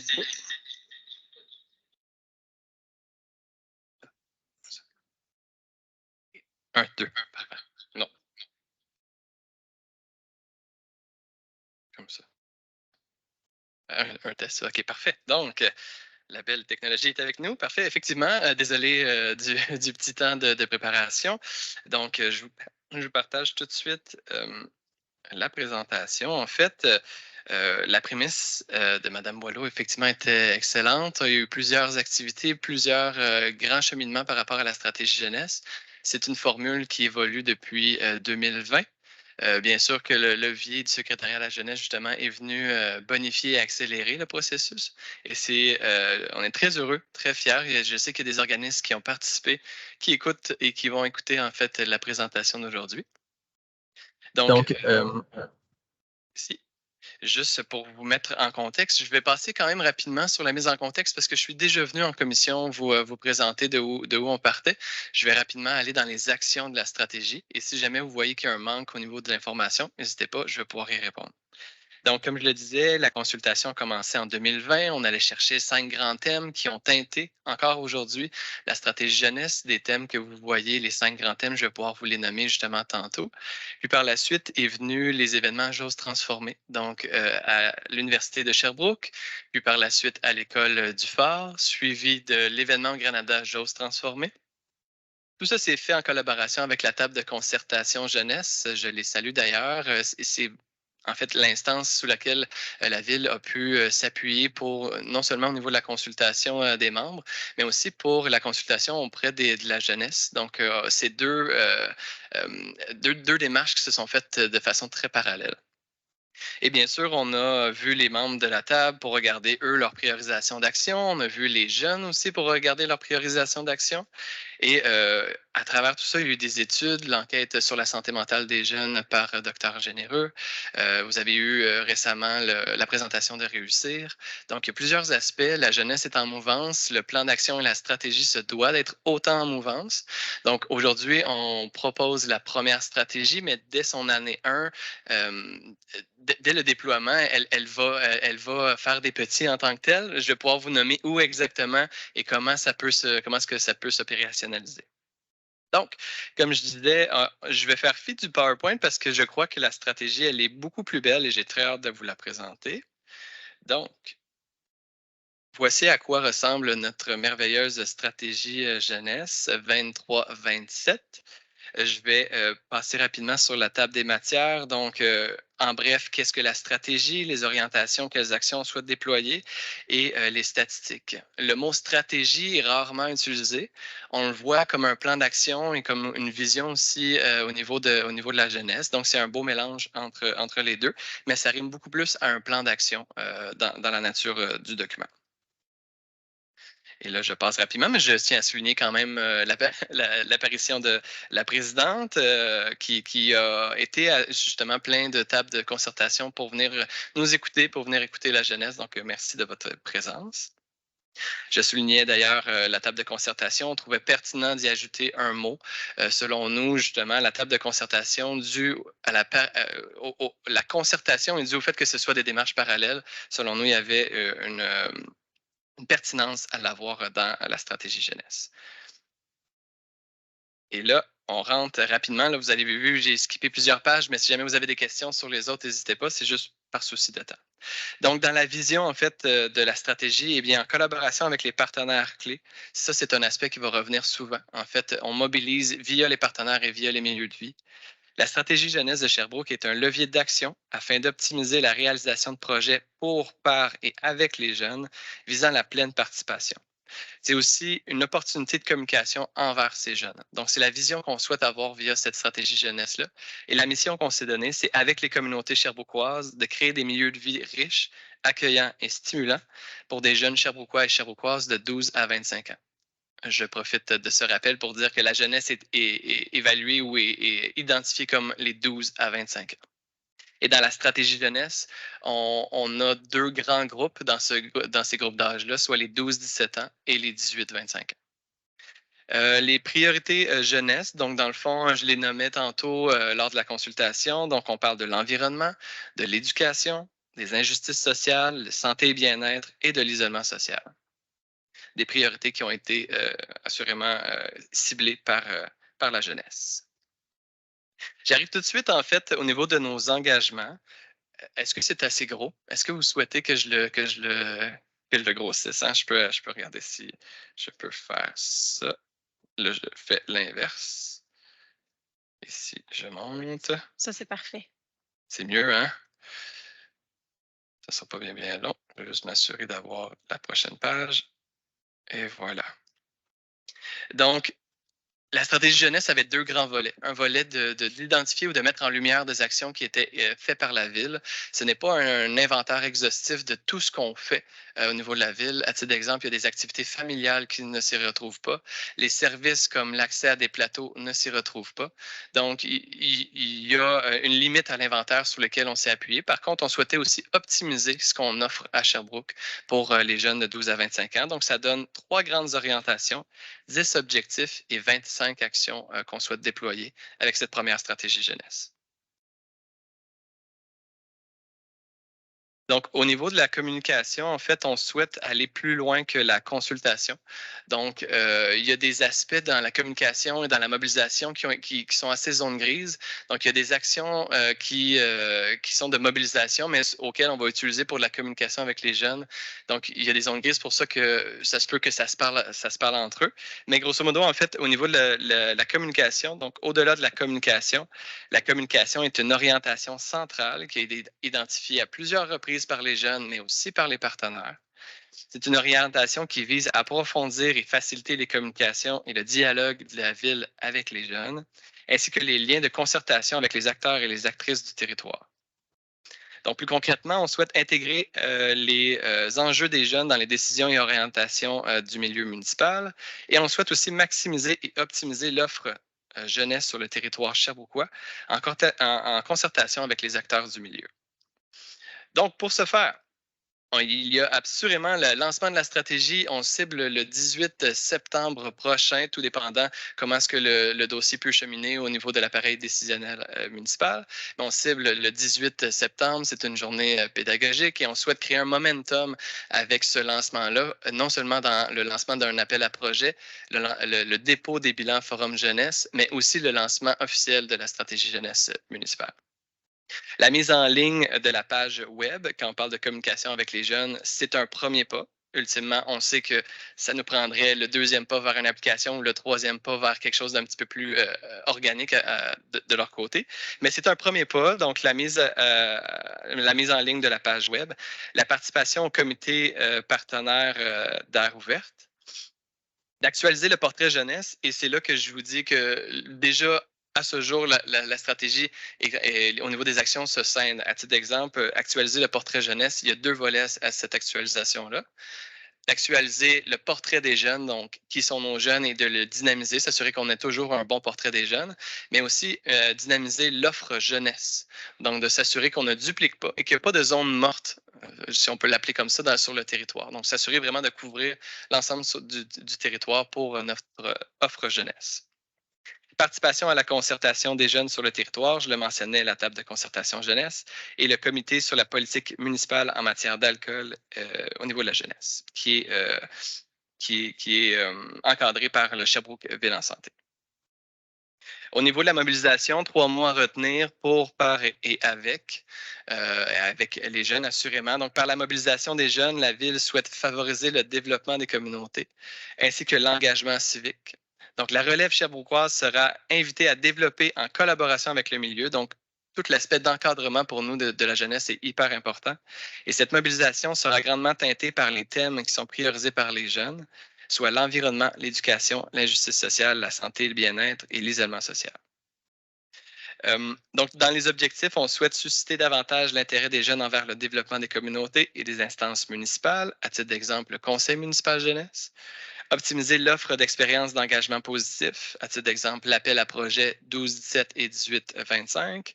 Explorer et approfondir les mécanismes de mobilisation d'action des jeunes et privilégier des interventions adaptées et ciblées, c'est-à-dire envers les populations à risque ou vulnérables. Donc, il y a certaines actions. Le défi était de développer la stratégie tout en la déployant. Donc, il y a certaines actions que vous avez déjà vues via des sommaires décisionnels. À titre d'exemple, le déploiement de l'expérience Jeune Entreprendre, qui aurait pu avoir une étoile à côté à titre de nouvelle activité, parce que la formule, elle est nouvelle. Elle vient justement de l'initiative de la Grande Journée des petits entrepreneurs. Donc, elle est maintenant formule ville. Et voilà. Et la réalisation de projets jeunesse, donc pour ceux et celles qui connaissent l'initiative jeunesse, c'est cette formule-là qu'on souhaite répliquer, beaucoup plus encadrée, avec une formule complètement différente. Programmation d'activités au niveau des adolescentes et des adolescents pour la bibliothèque de Sherbrooke. On sait qu'ils souhaitent rejoindre ce groupe de clientèle-là à titre de milieu de vie. Donc, c'est quelque chose qu'on souhaite nous assurer de déployer. Réalisation d'appels à projets pour les 18-25, programme Tag et Graffiti qu'on connaît déjà. On a entendu à multiples reprises, oui, mais où est l'événementiel avec les jeunes? On souhaite avoir, peut-être le mot festival des jeunes est apparu, d'avoir plusieurs événements jeunesse. Alors, encore une fois, on a 2 choses à dire à travers tout ça. Donc, il y a l'analyse d'un événement un peu plus majeur qui est fait en collaboration avec le programme d'intervention dans la communauté de l'Université de Sherbrooke. Donc, des jeunes de 18 à 25 ans. C'est 6 cohortes de jeunes qu'on va avoir pour analyser le tout. Et entre-temps, on veut se créer une équipe tactique de jeunes pour déployer, non seulement développer l'expérience de création d'événements à petite échelle, mais aussi tester certaines formules. Donc, c'est une action que vous ne voyez pas présentement qui est en analyse présentement. Donc, il y a un SD qui s'en vient, mais qui est déjà en cours par rapport à la stratégie jeunesse. Et bien sûr, création et réalisation d'un événement jeunesse un peu plus en 2025 suite à l'analyse des jeunes de l'université. Poursuite du projet du conseil municipal jeunesse, soutien aux événements jeunesse du secteur Brompton, donc Bomb Art et Skatefest. Et développer un projet jeunesse en lien avec l'orientation lutte contre le racisme et la discrimination du plan d'action en immigration 2022-2025 de la ville de Sherbrooke. Donc, c'est vraiment un souci de cohésion avec ce qu'on fait justement au niveau du SSCVC, d'avoir une approche très transversale dans nos dossiers. Et c'est d'ailleurs quelque chose qui est souligné par les jeunes de voir au niveau des injustices sociales. Donc, la santé et le bien-être, je pense que le contexte actuel, vous le connaissez. Il est malheureusement, il pourrait être mieux au niveau de la jeunesse, au niveau de la santé mentale, au niveau du contexte jeunesse. On croit que par la mobilisation, ça va venir jouer sur ce contexte-là. Mais il y a des actions qui sont ciblées sur la santé et le bien-être. Donc, consciente du contexte actuel, la Ville priorise la santé des jeunes et leur bien-être. Excusez-moi, et notamment par le soutien de milieux de vie sécuritaires, l'appui aux initiatives qui misent sur les saines habitudes de vie et le transport actif, ainsi que sur les actions qui favorisent la réussite éducative. Donc, améliorer les relations entre les membres du service de police de Sherbrooke et les jeunes sur le territoire, soutenir les milieux de vie des jeunes, soutenir les initiatives liées à la création d'environnements qui favorisent la santé mentale des jeunes de 12 à 25 ans vivant à Sherbrooke. Et c'est d'ailleurs le thème que le Conseil municipal jeunesse a eu à expérimenter cette année. Donc, assurément qu'on va pouvoir se fier à leurs recommandations pour développer des actions en ce sens. Et collaborer à la réussite éducative des jeunes vivant à Sherbrooke en partenariat avec les organisations du milieu. Encore une fois, soutien au local, au niveau des actions, donc soutien au local des jeunes Genêts de l'Orme, animé par le Flash. Soutien au programme local de l'amitié du Carrefour Accès Loisirs. Soutien au local des jeunes du Jardin Fleuri, animé par la Maise. Soutien des points de service de la Maison des jeunes Serge Forêt. Donc, vous voyez que les maisons des jeunes reviennent souvent. On croit en eux et on croit en leur milieu de vie, assurément. Maintien des programmes de soutien aux maisons de jeunes. Donc, vous voyez dans la colonne des années qu'elle s'arrête en 2023. C'est tout simplement qu'on est en révision de l'entente.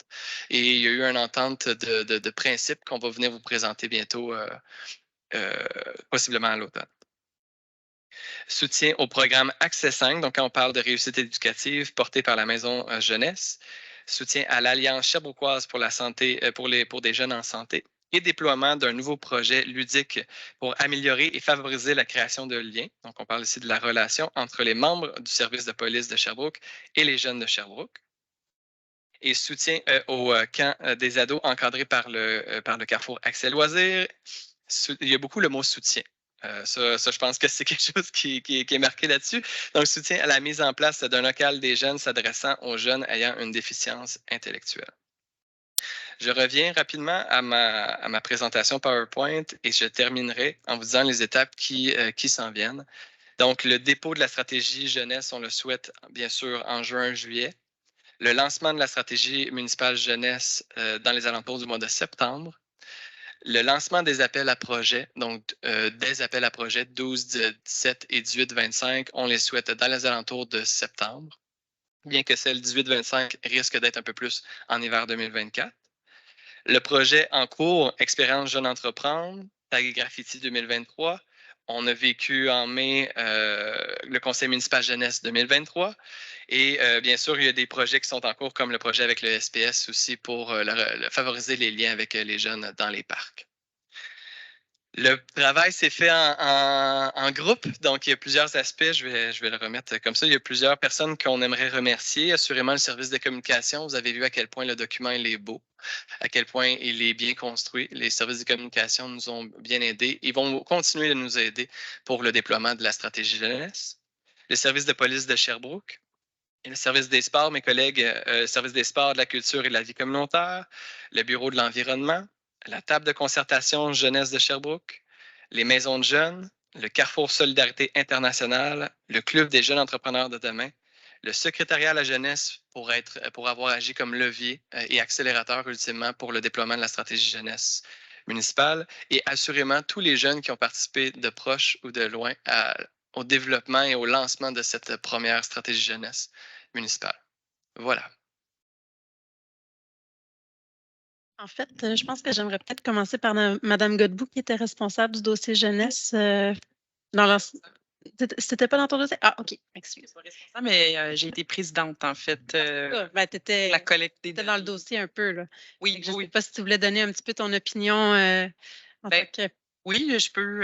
Après, je donnerais la parole à Mme Laure qui était. Comme l'autre plan, c'est sûr que c'est difficile de savoir au niveau des coûts là, de chacune des actions, l'implication. Mais en fait, c'est rafraîchissant d'avoir une stratégie jeunesse à la ville de Sherbrooke. Je pense qu'on doit miser sur nos jeunes pour la créativité, leur dynamisme. Les impliquer, stimuler justement toutes les valeurs entrepreneuriales. Là, on a besoin d'eux pour l'avenir. On veut qu'ils restent à Sherbrooke aussi. Là, donc, c'est ça. Fait que je pense que vous avez bien travaillé avec les partenariats. Là. Moi, je trouve ça beau, là, tous les partenariats qui ont été établis. Là, c'est un point de départ. On espère que ce ne sera pas la dernière stratégie jeunesse, mais la première d'une longue lignée là, qui s'en vient. Donc, bon travail. Puis, des petites questions un peu techniques, mais c'est pas. j'ai pas de préoccupation plus que ça. Madame Laure Letarte-Lavoie qui s'était occupée du conseil jeunesse, est-ce que vous voulez continuer? Oui, c'est gentil, merci. Merci pour la présentation. J'avais une petite question. Je voyais beaucoup de soutien justement au local de quartier, local jeunesse. Puis, moi, ce que j'ai retenu des jeunes cette année, c'est qu'ils nous disaient, effectivement, on veut plus d'activités pour nous. Il n'y a pas d'activité pour notre tranche d'âge et pas de lieu souvent aussi. Donc, je me demandais si il y a des quartiers, moi, tu sais, dans mon district, il n'y a aucune maison de jeunes. S'il y a des quartiers qui aimeraient se partir des locales des jeunes, parce que maison de jeunes, des fois, c'est un peu plus complexe là, pour partir ça. Est-ce qu'il y aurait un soutien qui pourrait être fait aussi pour le démarrage à ce type d'initiative-là? Parce que pour moi, un local des jeunes, c'est aussi, ça peut être le point d'ancrage, puis un peu l'étincelle qui peut après ça amener plein d'autres initiatives là, de la part des jeunes pour créer un peu là, une dynamique, des activités, un lieu de rassemblement. C'est un peu, ça commence avec ça, puis après ça, on ne sait pas, ça peut aller dans plein de sens, mais je pense que c'est un élément qui me questionnait. Là. Est-ce que vous pouvez être présent pour le démarrage ou pour aider à partir des locales? Parce que je sais que c'est ça, j'avais l'exemple de mon district dans ma tête, mais il y en a sûrement d'autres qui, il y a un conseil citoyen, un conseil de quartier qui aimerait ça en partir, mais ils ne savent pas trop comment être appuyé ou se diriger. Fait que ça serait quelque chose de vraiment aidant là, il peut y avoir le support de la ville. Excellente question. Effectivement, en fait, c'est pour ça que la ville s'appuie justement sur les milieux de vie pour déployer la grande totalité de sa stratégie jeunesse. À titre d'exemple, les appels à projets vont partir dans les milieux de vie.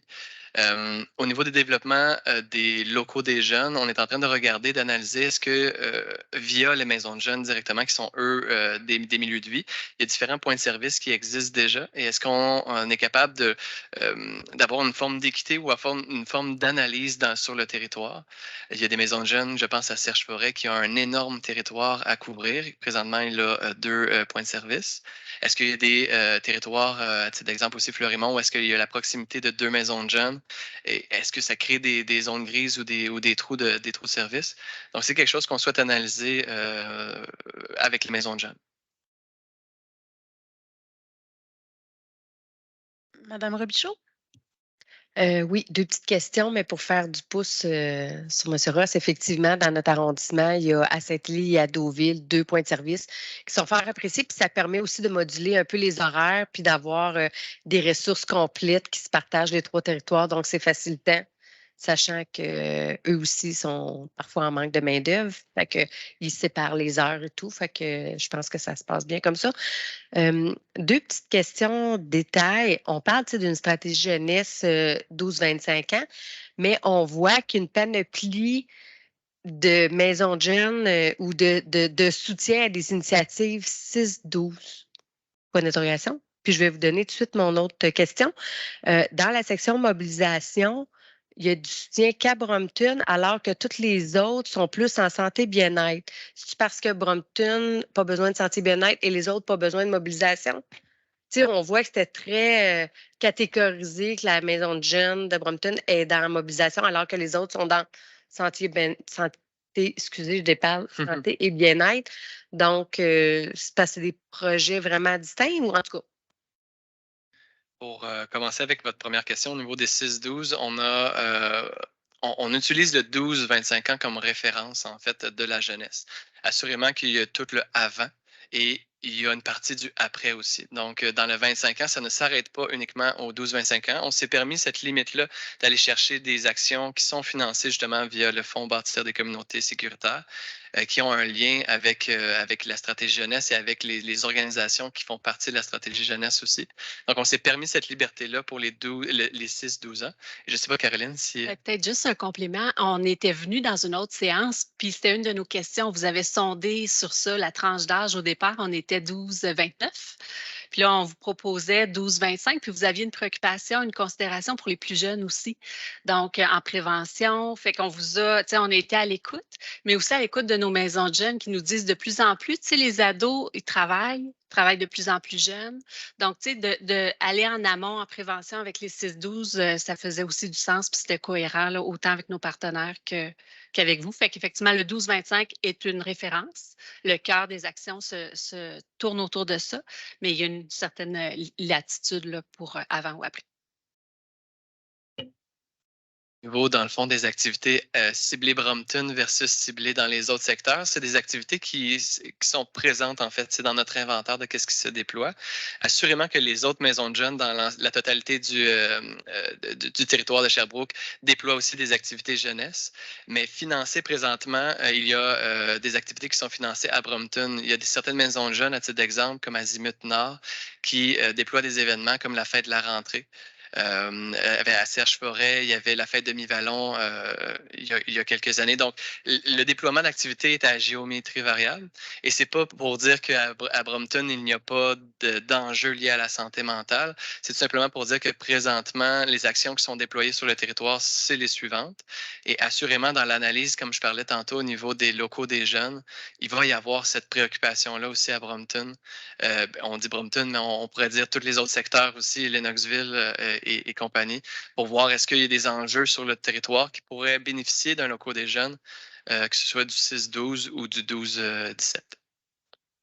Donc, votre mobilisation est en lien seulement avec l'événementiel, si je comprends, parce que c'est un peu ce que vous venez de dire, dans le fond. Là. Ces deux événements spécifiques sont ciblés versus le reste. OK. Oui, puis la mobilisation dans sa globalité, toutes les autres actions qui ne sont pas ciblées Brompton, les appels à projets, à titre d'exemple, vont passer par les milieux de vie de la totalité du territoire et non qu'à Brompton. Donc, c'est une action parmi tant d'autres. Ouais. Merci. Mme Garfat? J'ai juste une question, comme c'est pour tous les jeunes, comme dans la ville, je me questionne comme les étudiants à l'école secondaire Alexander Galt ou Bishop's College School, comme pour la promotion, comme ça, c'est ouvert à eux autres aussi? Oui, en fait, justement, on va passer par les milieux de vie. Donc, à titre d'exemple, le Youth Center à Lennoxville et autres. Vous nous aviez suggéré aussi de passer via les forums jeunesse qui se font à Bishop aussi. Donc, on garde ça en tête assurément. Et oui, ça s'adresse en fait à toutes les personnes habitant à Sherbrooke de 12 à 25 ans.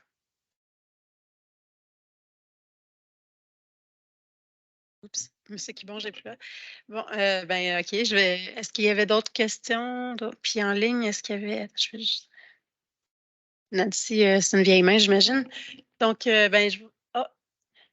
monsieur Quibon, est-ce que vous aviez quelque chose à dire sur. Tout est beau, OK.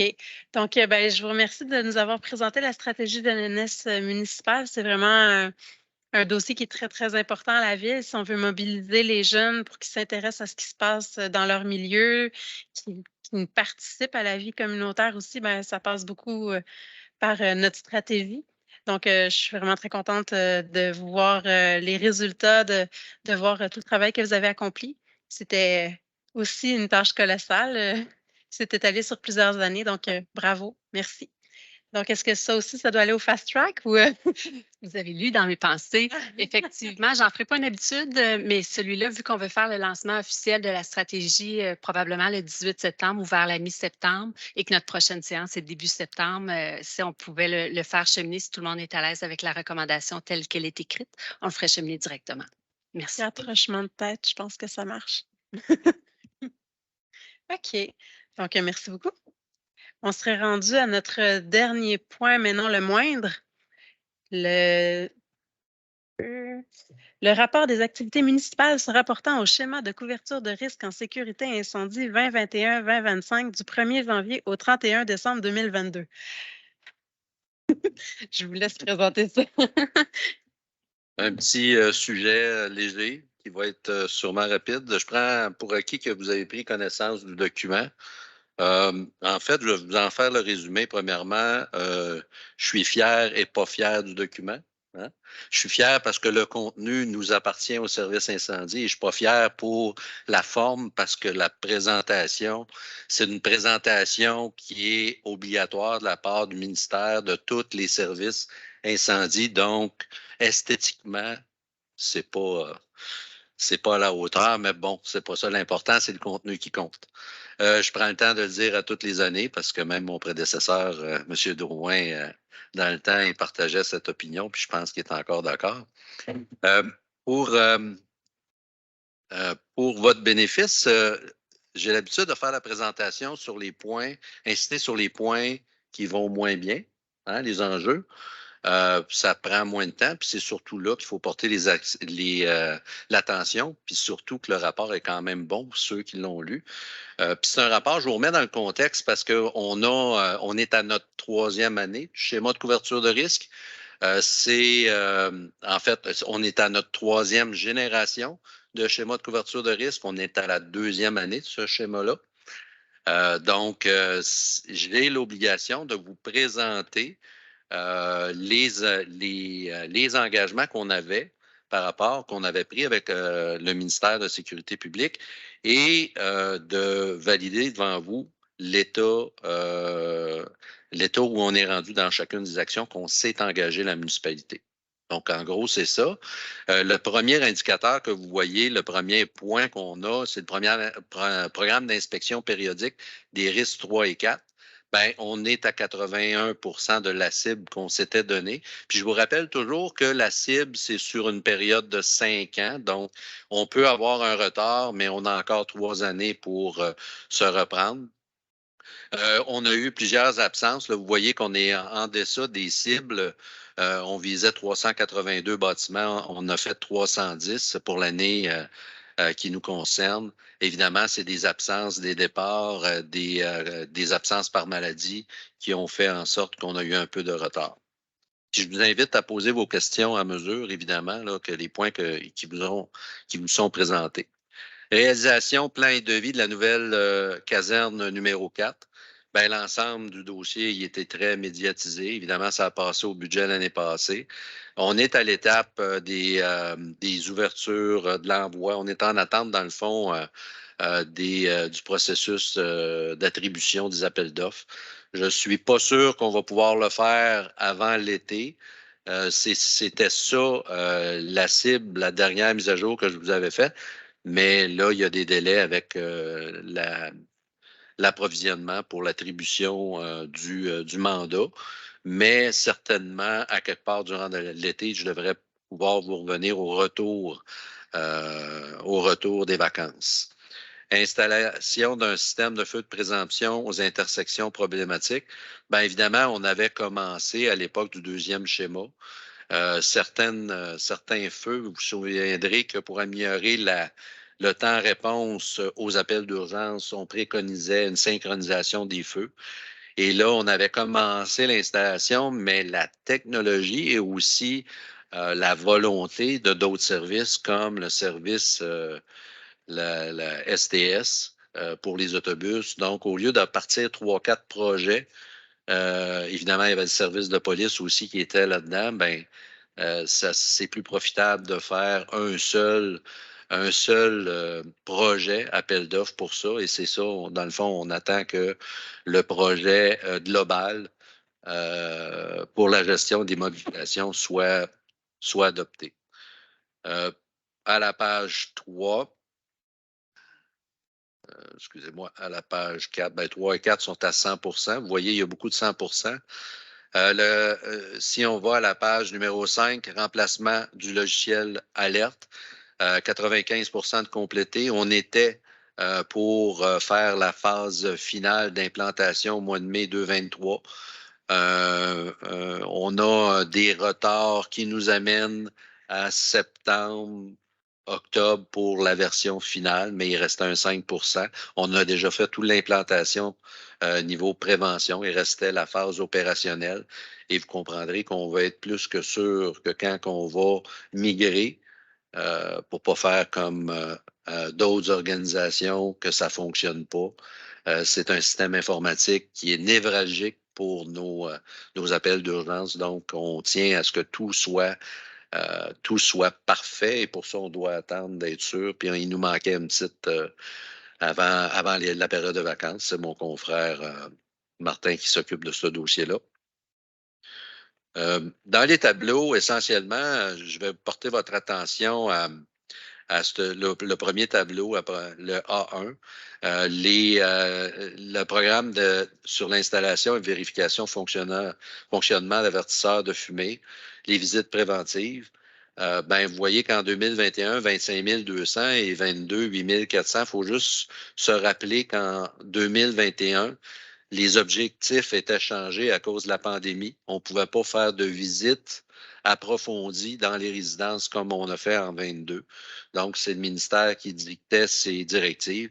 Évidemment, vu qu'on y allait plus sous forme d'accroche-porte et de visites externes en relation avec les citoyens, donc on prenait le temps de la visite, ça prenait, puis étant donné que la visite était plus courte, on en faisait plus. Donc, c'était 25 000.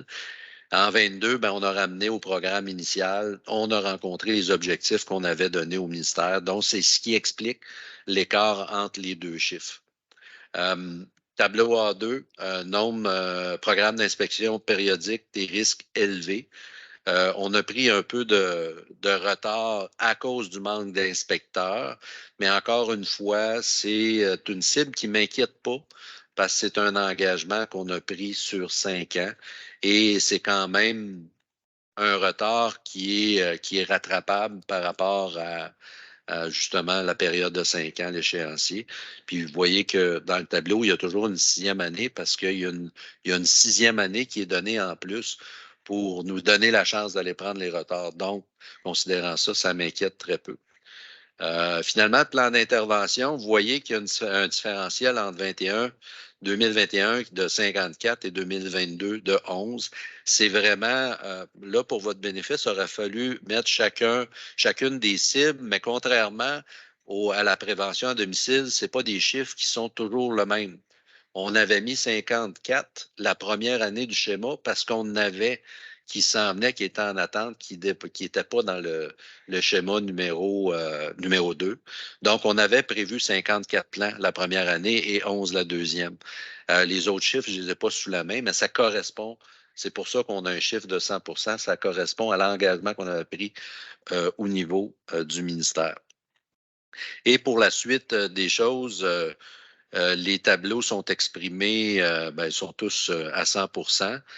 Puis vous pouvez voir que la troisième partie de la présentation, c'est les mêmes chiffres que je vous ai donnés dans les 2 premières parties, mais exprimés sous forme de tableau. Peut-être j'en ai un ici sur la page 13, qui est la dernière, qui n'était pas un objectif à 100 %. Mais c'est quand même une belle réussite là, sur un nombre total d'appels de 6 229 appels. On est à 97 % du temps dans le temps donné visé pour la force de frappe. Ce qui est excellent parce que le ministère nous donne, puis c'est un peu trompeur le tableau parce qu'on devrait être en vert parce qu'on a le droit à 10 % d'écart. Donc, on pourrait avoir 90 % du temps de mobilisation dans les temps et on serait en vert, on n'aurait pas 100 %. Donc, 97 % c'est extrêmement bien. J'en suis fier, puis j'en profite. Puis il y avait une question, Mme Robichaud me l'a adressée avant, elle se questionnait sur l'intégration du territoire de Saint-Denis. À date, ça ne change pas nos données totales. C'est sûr que les appels à Saint-Denis, on vous avait expliqué, ça prend plus de temps, une distance plus grande, mais ça ne vient pas impacter le portrait, la note globale du 97 % à date, si on inclut dans le calcul sur la prochaine présentation. Donc, sur ce, la suite, comme je vous l'expliquais, c'est simplement des graphiques qui représentent l'ensemble des tableaux que je vous ai présentés. Donc, c'est simplement, visuellement, c'est exprimé de façon différente. Est-ce qu'il y aurait des questions par rapport à ça? Commentaire. Oui. Vous avez répondu aux 5 questions à travers la présentation, donc ça n'a pas paru. ça a sauvé du temps. Mais j'avais quand même marqué bravo parce qu'on constate qu'il y a très, très, très peu de points que vous n'avez pas atteint 100%. Fait que c'est vraiment tout à votre honneur, à vous et à votre équipe, là, d'avoir d'aussi bons résultats. Fait que je vous l'avais dit en privé, mais là, je vous le dis devant tous. C'est gentil. D'autres questions? Oh.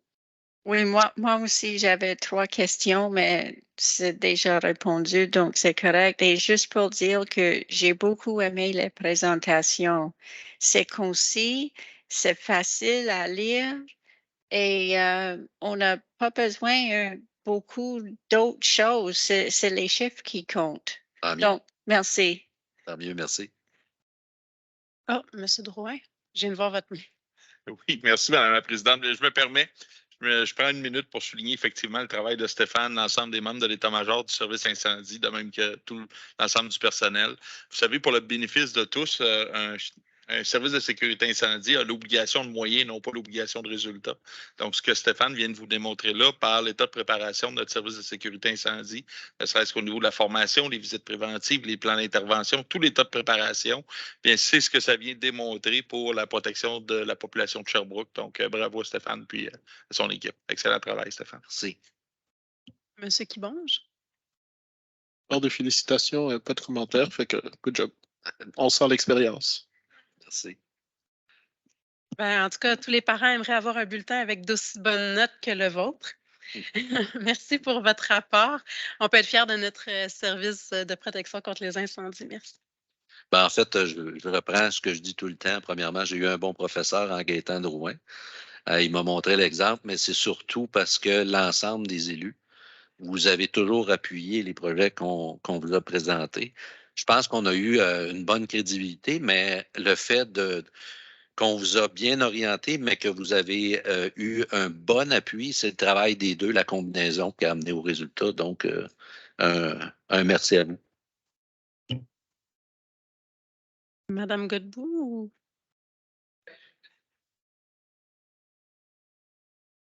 C'est votre dernier bilan, j'imagine? Est-ce que c'est votre dernier bilan, j'imagine? Oui. Félicitations pour l'ensemble de l'œuvre. Donc, c'est beau pour ce point. Donc, on serait rendu à la conclusion. Donc, je voudrais souligner Madame Christine Lessard, un gros merci de nous avoir accompagnés jusqu'ici. Merci d'avoir été des nôtres encore pour cette séance-ci. Madame Lessard part à la retraite à la fin, pour les vacances d'été, hein, à la fin de l'année scolaire.